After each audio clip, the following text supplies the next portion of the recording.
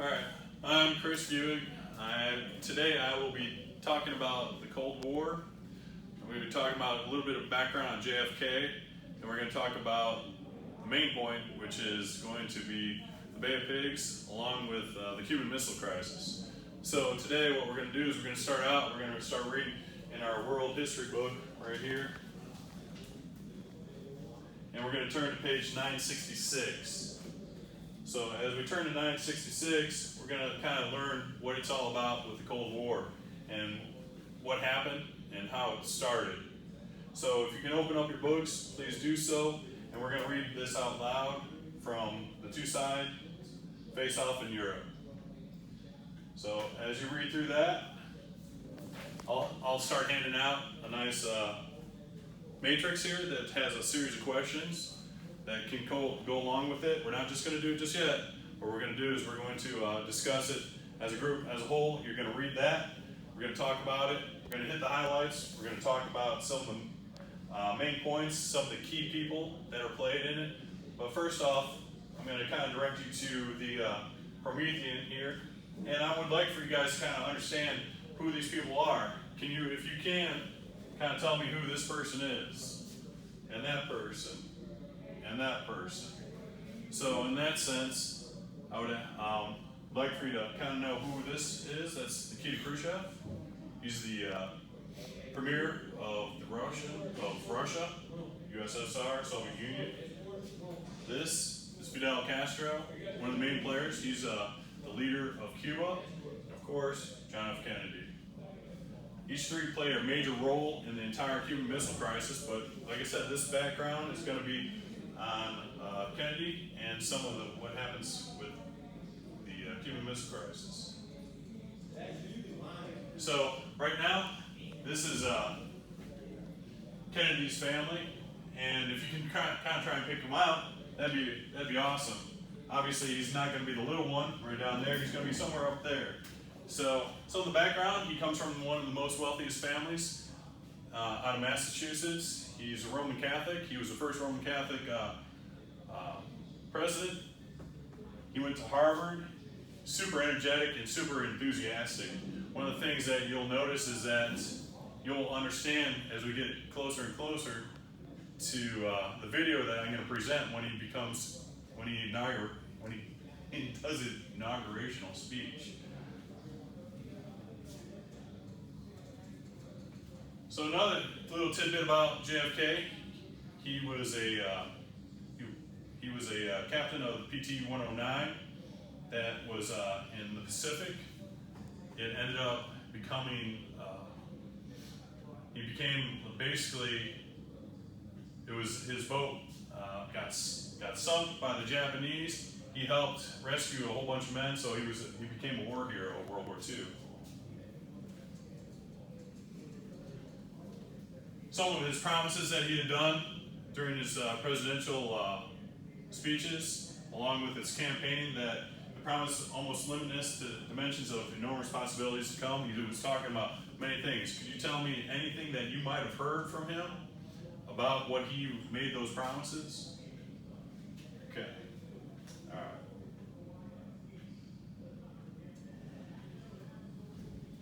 Kind of some of the things that he was going up against. He was going against Richard Nixon. Some of the things that he was talking about during his campaign trail. Americans stand on the edge of a new frontier. The frontier of the 1960s, the frontier of the unknown, the past. And like how you mentioned, he talked about going to the moon. That was one of his promises that we were going to do before the Russians. So as you kind of can see, kind of a relation right now, he's already making these promises, and he already sees the Russians as a threat. And so where we have been reading in this book, you can kind of see in the sense of like, well, here's a threat, nuclear weapons throughout the world. And then we're talking about, we got onto the page 968, the Cold War is going to be going into a global effect. So what we're going to do is we're going to kind of check out these hot spots as well on the map, and you're going to kind of notice it, and you're going to kind of recognize it within the matrix as well. So he already has an idea of knowing that Russia can be a adversary. One of the most popular speeches that had ever been given was during his inaugural speech. It's always what you hear. It's ask not what your country can do for you, ask what you can do for your country. He asked the nations of the world to join together. So I have a little short video of that, so you can kind of see it.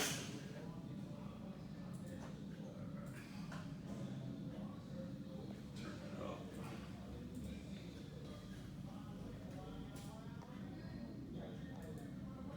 That any of us would exchange places with any other people or any other generation.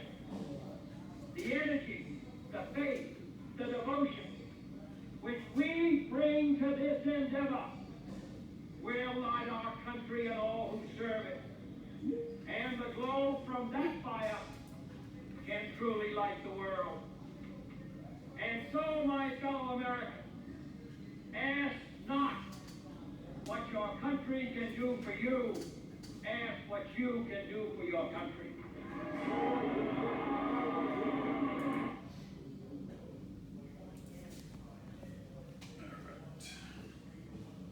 So with that note, what does that mean to you?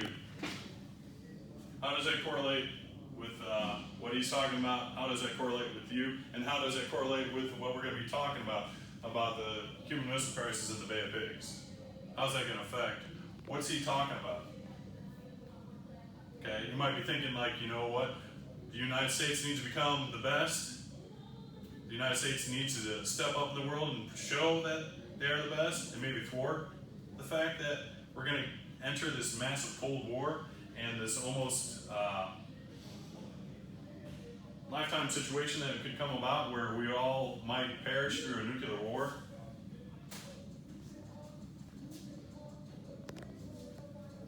Here's another where he's swearing in.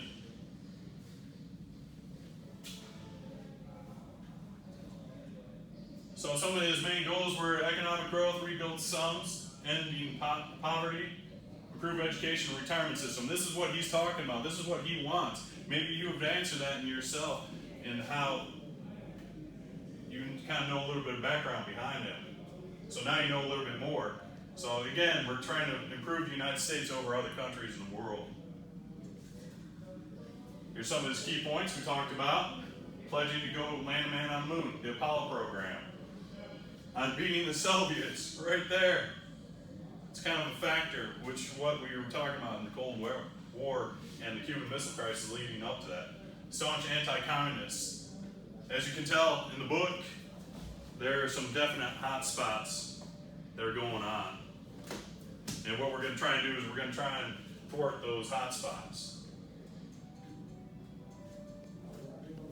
Some of the foreign policies that he's put in place to kind of keep track with Russia and Nikita Khrushchev is flexible response, intervene in the third world. Well, do you know what a third world country might be? Okay, you can talk about Vietnam, you can talk about maybe Cambodia, you can talk about Zaire, some of the other countries as you see inside that book right there, where those spots are, that he's kind of focusing on right there. Asia, Latin America, and Africa. So what he's trying to do is encourage democracy over communism to show them that how important democracy is to the communist rules. So one of the things that he talked about right there is that the New Frontier, he started the Peace Corps program, where American citizens would go into third world countries and prove to them that we're there to help. We're the ones that are willing to make sure that we are the guys to be looked at, not Russia, not communists. Okay, some of the interventions, like I already discussed, the CIA went into Zaire. Zaire is where? It's in Africa. Chile, Argentina, Guatemala. Where are all these countries based in? South America, right? So South America is a hot spot. So why is South America very detailed?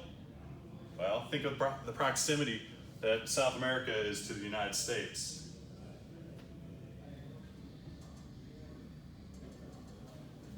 Now this is where it gets a little hairy. This is where we're going to get into the thick things. This is where we're going to kind of start talking about how the Cold War and how the Cuban Missile Crisis comes into play.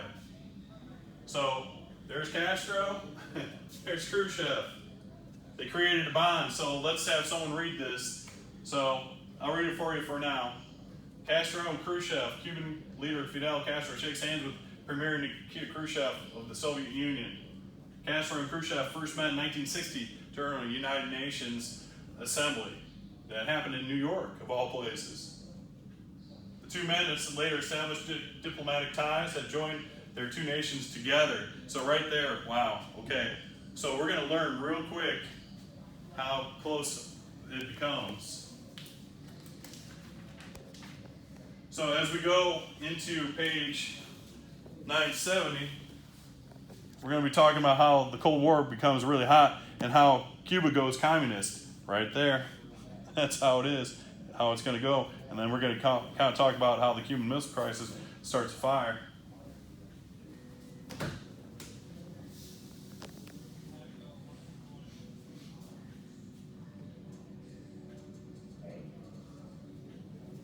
So, does anyone know who JFK might be talking to without kind of reading that? He looked into Dwight D. Eisenhower, who was a former president, and what to do during the Bay of Pigs. Bay of Pigs is basically what you did is what you read in there. The Bay of Pigs is an invasion force where the United States tried to invade Cuba and attempt to change the regime because Fidel Castro, they saw that Fidel Castro was going towards communism, and they were going to go in and invade Cuba, where that was a failure. So what happened is that JFK was looking for guidance. That guidance was through Dwight D. Eisenhower, and they thought it was a pretty good idea that they could do. Well, unfortunately, as you read in the book, that the Bay of Pigs was unsuccessful.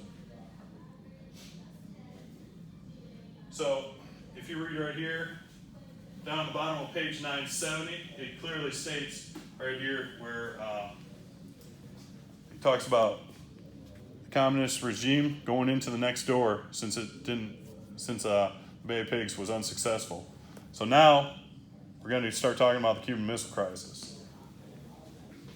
So in the early months of 1962, Russia started importing nuclear weapons to Cuba. Now, if you look, let's see if I think it's my next slide. Nope. Where JFK is talking to Khrushchev. Let's see if I can find it. There it is. So there's Cuba. Right there, a nice little red star. And there's Washington, D.C. Cuba is right next door to Florida. Can you tell me how many, maybe miles? Have you ever heard how many miles it is from there? Yeah, 90 miles from shoreline to shoreline. So Kennedy took this as a complete threat. And as Russia, you wouldn't be able to see it, but Russia's up in this area, and they're sending ships towards Cuba to come to Cuba to put missiles, ICBMs, intercontinental ballistic missiles, so they can target the United States and U.S. cities. So let's go back real quick. So there, Kennedy and Khrushchev talked in Austria in June 1961. They couldn't agree on certain issues, and one of them was the nuclear weapon. They're talking about how Khrushchev threatened Kennedy that it would be a long, cold winter. Well, what's the relation between that? Yes, the Cold War and the threat. The threat was real. There's the Situation Room right there with JFK and his cabinet members discussing what possibilities that they could do during the shipment of arms to Cuba. One of them was to bomb the ships, one was to sink the ships, one to maybe do a quarantine around Cuba.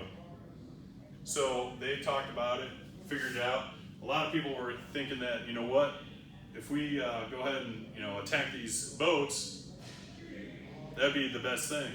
But you know what? Once you make an aggression, if you're aggressive, that's an act of war. And Kennedy didn't want that. So in the next slide, I think you kind of saw it. That's him and his brother, Robert Kennedy. He trusted his brother a lot on what he should and shouldn't do. He talked about how the quarantine might work, how the attack of the ships might work. Robert was his go-to guy. Brothers that were hand in hand, worked hand in hand. He was the Attorney General for the United States.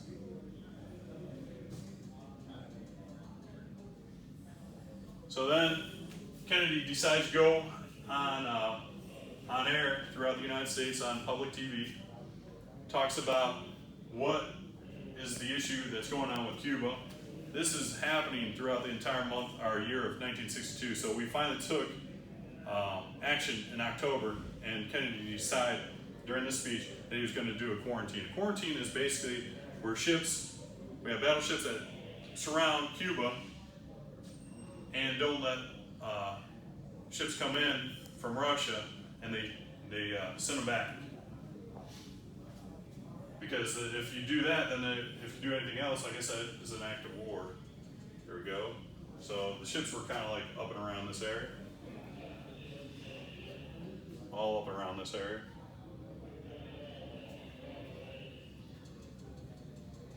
So one of the things that they learned is whether or not these missiles were on site in Cuba was the U-2 spy plane. Does anyone know anything about the U-2 spy planes? So what it is it's a high-flying plane that ranges up to 75,000 feet. It's got cameras buried underneath the hull, which takes pictures of the things that you're going to see next. It's going to be very interesting.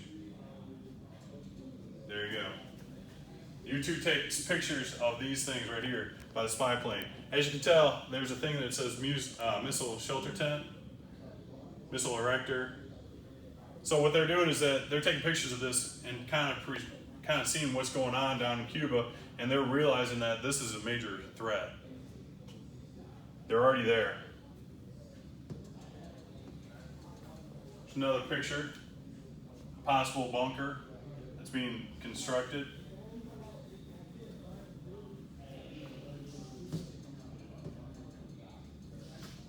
More pictures. There you go. Looking at missiles. Now these missiles are not buried. These missiles are actually put on, I don't know if you've ever seen them like on trucks where they launch from a mobile launcher. And that's why it says the erector. So what it is that you got a truck, you got the launch, and it just stands straight up. And they launch it that way. They're very mobile, they're very agile, they're hard to kind of pinpoint where they're coming from because they can move in a split second. Okay, so now that's the end of that. So we're going to kind of go into the workbook a little bit more here. We're going to talk about some of the other things that went on during the Cuban Missile Crisis. So when the whole Cuban Missile Crisis ends, the three players, Khrushchev, Castro, and JFK, well, Khrushchev actually blinked, which means that Khrushchev said, you know what, I don't want to start this war. And what we're going to do is that we're going to turn these ships and turn them back around. And so he took a black eye on that one. Kennedy got what he wanted, no missiles in Cuba. Now the thing is that Fidel Castro is still in power in Cuba, still has ties to Russia, but does that mean that they never took the nukes out? They did, but they're still friends, which is still scary to Kennedy. So could you tell me exactly maybe what you think might have happened with Khrushchev once he blinked through the Politburo in Russia? Okay, he was pretty much ousted, meaning that he was taken out of office. He was denied a burial in the Kremlin cemetery. JFK, we all know what happened to him, right? Yeah, unfortunately he was assassinated. And then, like I said, Castro, he remained in power till, I would have to make sure I'll look it up, but he remained in power for quite some time, I think to the earliest 2000s. So, all right, here's your background. All right, let's now start talking about the matrix. And what we're going to do is we're going to read what each topic is. So the matrix is going to be on the topic of these, and then there's a series of questions, and what we're going to do is we're going to write our summary in that. A series of roughly, 7 questions, and you're going to pair into groups of 3, and what you're going to do is we're going to discuss these as a whole. So what we're going to do is we're going to start over here in table 1. I want you to kind of talk about the nuclear weapon. What was the purpose of the nuclear weapons? You can reference that, or you can think about what you just read, or maybe what I have just said. Okay? So we're just going to go around the horn. We're just going to go table 2. We're going to talk about what were some of the hot spots. You have your book.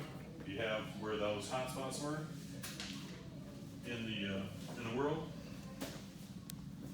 and so on and so forth. So we're just going to talk about that, and we're just going to finish out with this today by discussing this as a whole, and then as we come back